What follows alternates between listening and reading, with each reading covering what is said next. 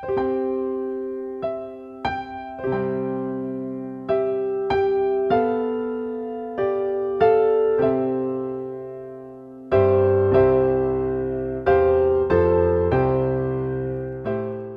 pagi pendengar setia Radio Cakrawala yang diberkati Tuhan kita Yesus Kristus.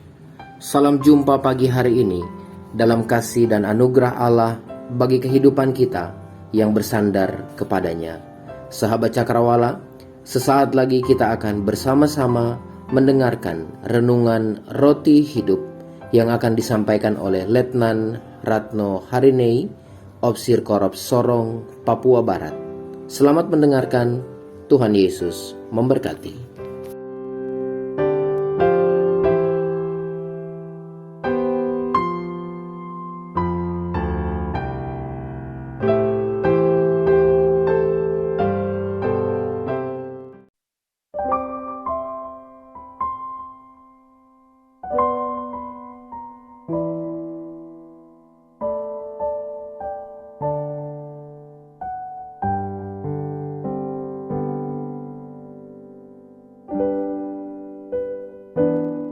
Shalom, damai di hati. Selamat pagi pendengar Radio Cakrawala yang dikasihi oleh Tuhan Yesus Kristus. Haleluya. Hari ini merupakan hari terakhir dari pembahasan kita tentang 6 wanita yang saya pilih dan saya bagikan dari hari Senin sampai pada hari ini. Pagi hari ini kita akan belajar dari wanita ke-6, yaitu Maria Magdalena. Kita akan menelusuri cinta Maria Magdalena. Saya berdoa dari kisah 6 wanita yang telah kita pelajari dan akan kita pelajari hari ini akan menambah pengetahuan kita tentang kebenaran serta mengubah cara pandang kita tentang kehidupan. Mengawali pengajaran firman Tuhan pagi hari ini, saya mengajak kita semua untuk menghampiri Tuhan melalui doa. Mari kita berdoa. Tuhan Yesus, kami bersyukur kami boleh belajar firman Tuhan setiap pagi melalui Radio Cakrawala. Kami diizinkan oleh Tuhan menerima roti hidup setiap pagi melalui media Radio Cakrawala. Dan pagi ini kami mau siapkan hati kami untuk kembali menerima pengajaran firman Tuhan. Biarlah firman-Mu menjadi pelita bagi kaki kami dan terang bagi jalan kami, menuntun kami melewati badai, mencapai kemenangan dengan kuasa kasih sayang-Mu. Berfirmanlah Tuhan, kami siap mendengar dan melakukan firman-Mu. Dalam nama Tuhan Yesus kami berdoa dan mengucap syukur. Amin. Pendengar Radio Cakrawala yang dikasihi oleh Tuhan, pagi hari ini kita akan menelusuri cinta Maria Magdalena. Itu sebabnya saya mengajak kita untuk melihat beberapa tulisan dari para penulis Injil tentang Maria Magdalena, supaya kita mengetahui siapa dia dan bagaimana perkenalannya dengan Tuhan Yesus, sehingga kita menemukan pelajaran-pelajaran penting yang bisa kita ambil dari hubungan Maria Magdalena dengan Tuhan Yesus. Yang pertama, penulis Injil Lukas memberi kita informasi tentang Maria Magdalena. Ia catat dalam Lukas 8 ayat 1-3. Demikian firman Tuhan. Tidak lama sesudah itu, Yesus berjalan berkeliling dari kota ke kota, dari desa ke desa, memberitakan Injil Kerajaan Allah. Ke-12 muridnya bersama-sama dengan dia, dan juga beberapa orang perempuan yang telah disembuhkan dari roh-roh jahat atau berbagai penyakit, yaitu Maria yang disebut Magdalena, yang telah dibebaskan dari 7 roh jahat, Yohana istri Kuza, bendahara Herodes, Susana, dan banyak perempuan lain. Perempuan-perempuan ini melayani rombongan itu dengan kekayaan mereka. Informasi pertama tentang Maria Magdalena kita menemukan dari catatan Injil Lukas, bahwa Maria Magdalena berjumpa dengan Yesus dan Yesus melakukan sesuatu yang penting dalam hidupnya, yaitu ia dibebaskan dari 7 roh jahat. Tekanan roh jahat yang ada dalam diri Maria dilepaskan, dibebaskan, dimerdekakan oleh Yesus Kristus. Puji Tuhan. Lalu informasi berikutnya adalah setelah Maria Magdalena mengalami pemulihan dalam hidupnya, ia mulai mengikuti Yesus. Alkitab mencatat bahwa ia mengikuti Yesus dan ikut mengambil sumbangsi dalam pelayanan Yesus melalui kekayaan mereka. Jadi ada harta benda, mereka menjadi donatur dalam pelayanan Tuhan Yesus. Kemudian kita menemukan catatan lain yang ditulis oleh penginjil Yohanes.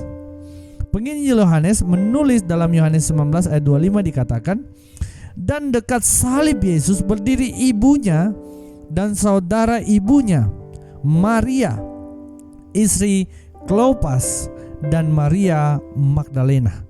Informasi berikutnya bahwa kematian Yesus di Bukit Golgota di atas kayu salib, Maria Magdalena ada di bagian bawah atau ada di bawah salib. Lalu informasi berikutnya adalah ketika Yesus mati, lalu ia dikuburkan pada hari pertama minggu itu. Yohanes 20 mencatat demikian. Pada hari pertama minggu itu, pagi-pagi benar ketika hari masih gelap, pergilah Maria Magdalena ke kubur itu, dan ia melihat bahwa batu telah diambil dari kubur. Lalu catatan lainnya dikatakan bahwa Yohanes 20 ayat 13 dikatakan, kata malaikat-malaikat itu kepadanya, "Ibu, mengapa engkau menangis?" Malaikat berbicara kepada Maria Magdalena. Lalu Maria Magdalena menjawab, "Tuhanku telah diambil orang, dan aku tidak tahu di mana ia diletakkan." Puji nama Tuhan. Beberapa catatan penginjil ini kita menemukan sosok perempuan yang bernama Maria Magdalena yang dibebaskan dari roh jahat.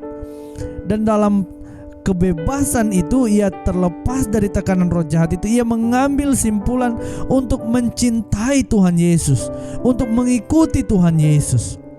Lalu cinta Maria Magdalena ini adalah cinta yang spesial bagi saya, yang saya ingin bagikan khusus di bulan kasih sayang ini. Kiranya kita punya cinta yang seperti ini atau cinta yang kita miliki sekarang, mari kita cocokkan dengan cinta Maria Magdalena. Dalam bahasa Papua, cocokkah tidak? Apa yang spesial dari cinta Maria Magdalena? Yang spesial adalah dikatakan bahwa pada hari pertama minggu itu pagi-pagi benar, ketika hari masih gelap, pergilah Maria Magdalena ke kubur itu. Ke kubur siapa? Ke kubur Tuhan Yesus. Siapa Tuhan Yesus dalam konteks itu? Tuhan Yesus adalah pribadi yang dicintai oleh Maria Magdalena, tetapi sudah mati di kayu salib. Ia sudah dikubur. Lalu Maria Magdalena bangun pagi-pagi, hari masih gelap, ia pergi ke kubur itu. Coba mari kita bedah cinta apa yang dimiliki oleh Maria Magdalena.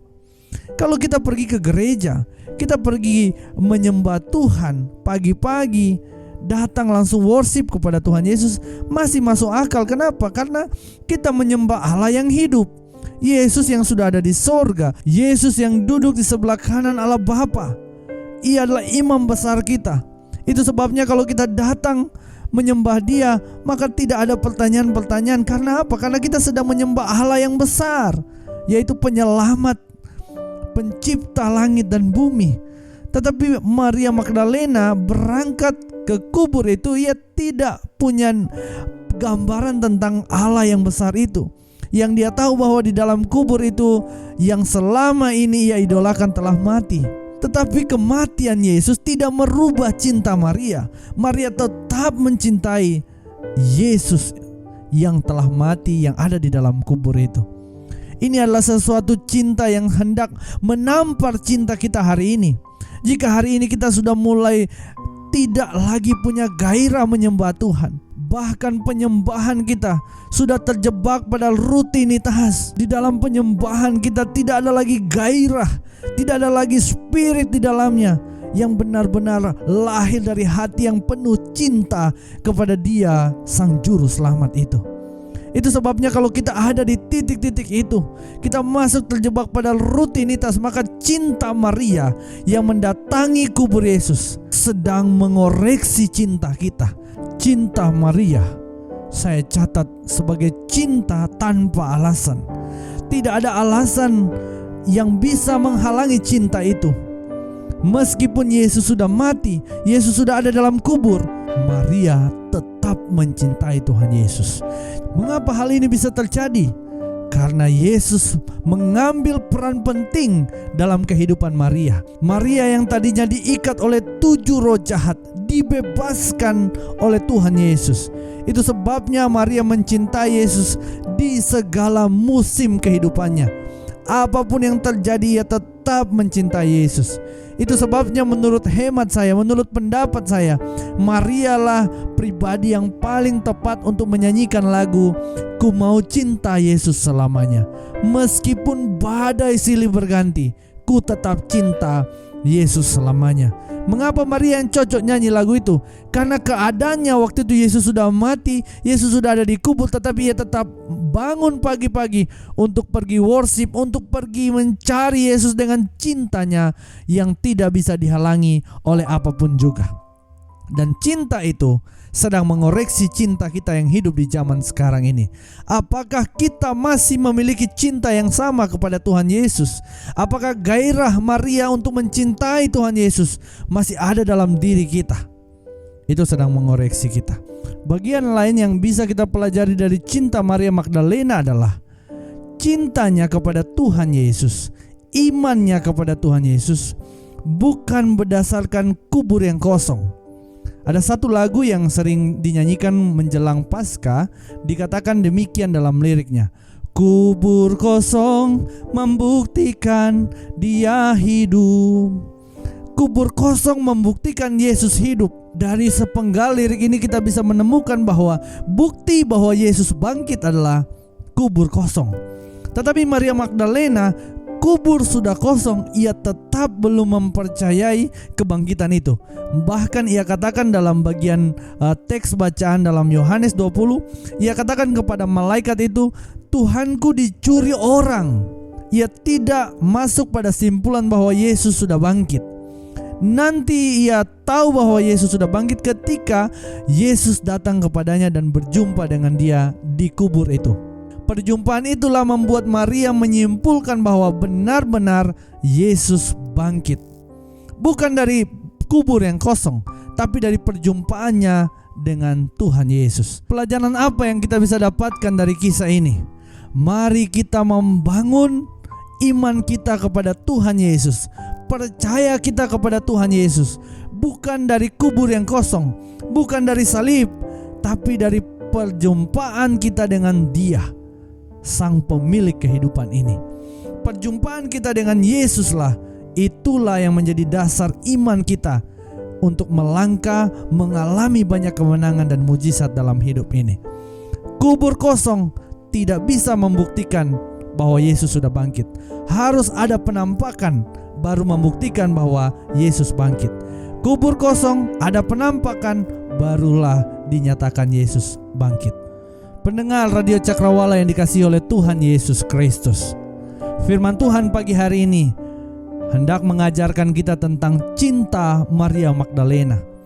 Cinta kita kembali dikoreksi. Apakah kita mencintai Tuhan tanpa alasan? Apakah cinta kita kepada Yesus tidak dibatasi oleh situasi dan kondisi saat ini? Maria Magdalena mau mengajak kita untuk mencintai Yesus tanpa alasan, dan mengajak kita semua untuk mendasari iman kita, mendasari percaya kita kepada Tuhan Yesus, bukan dari bukti, tetapi dari perjumpaan kita dengan Tuhan Yesus. Kiranya firman hari ini meneguhkan kita dan kembali memberanikan kita untuk mencintai Tuhan Yesus tanpa alasan dan mendasari iman kita kepada Tuhan Yesus, percaya kita kepada Tuhan Yesus berdasarkan perjumpaan pribadi kita dengan Tuhan Yesus. Haleluya. Amin. Mari kita berdoa. Bapa di dalam surga, Tuhan kami Yesus Kristus yang menyelamatkan kami. Kami bersyukur kami menemukan kisah Maria Magdalena dalam Alkitab. Engkau telah membebaskan ia dari roh jahat, sehingga sejak saat itu ia memutuskan untuk mencintai Tuhan Yesus. Dan cinta itu begitu bergairah sampai waktu engkau ada di dalam kubur, Maria Magdalena mau melangkah pergi untuk menyatakan cintanya kepada engkau. Kami rindu bersama bersama pendengar Radio Cakrawala melalui firman ini meneguhkan kami dan membuat cinta kami kembali bergairah, kembali bersemangat untuk mencintai Engkau di segala aktivitas hidup kami, di segala perjalanan hidup kami. Kami menyatakan cinta kami tanpa alasan. Kami mau mencintai Tuhan Yesus di atas segala-galanya. Meteraikan firman-Mu dalam hati dan pikiran kami, sehingga setelah kami mendengarkan siaran Radio Cakrawala ini, kami diberanikan untuk melakukan firman-Mu, untuk mencintai Engkau tanpa alasan di semua aktivitas hidup kami. Dalam nama Tuhan Yesus yang mencintai hidup kami bersyukur dan memuji nama-Mu. Amin.